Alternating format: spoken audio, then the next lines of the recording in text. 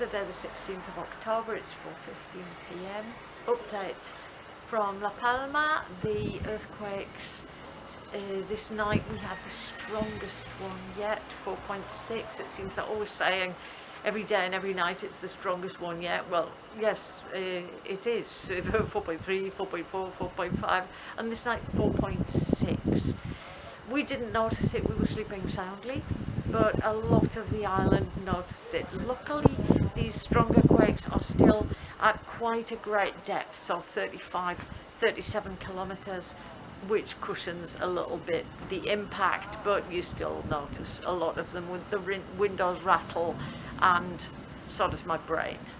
We're actually now probably the only occupied house for miles around. That's the police roadblock just across the road. It's the civil guard, and it's good to have them there, I can tell you.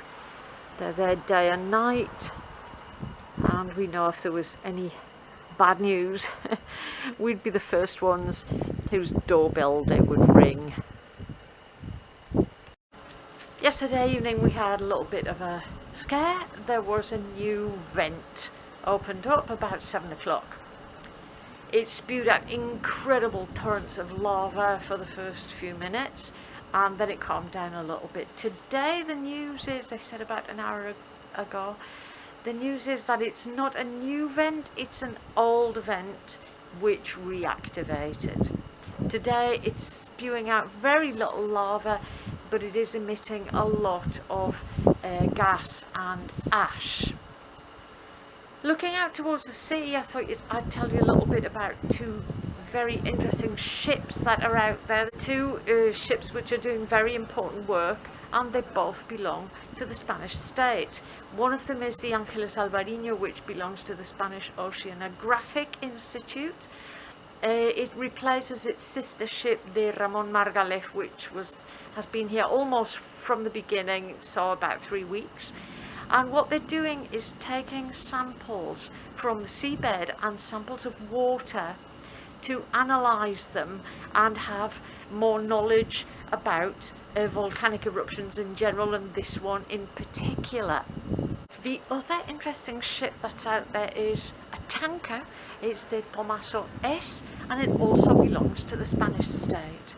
Its mission is to bring fresh water to the poor dehydrated banana plantations which are on the coast down here. I don't know if you can imagine, but 80% of the banana plantations on La Palma, which in itself produces about 80% of the bananas on the Canary Islands, most of them are down here in this valley of Aridane towards the coast or further south.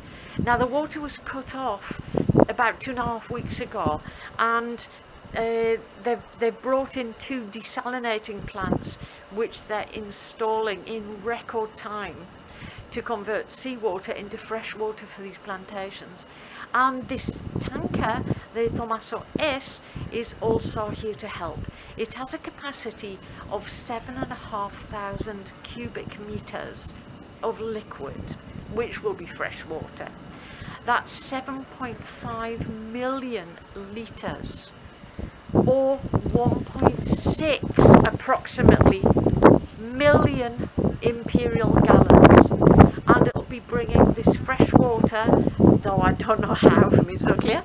It will be bringing this fresh water to irrigate the poor banana plantations. Bananas need huge amounts of water, not just to survive, to produce obviously bananas. This year's crop is almost certainly lost thanks to the ash. Next year's crop, 2022, it's not clear if they can save it, but at least if they can save the banana plants themselves, that will be hope for the future. So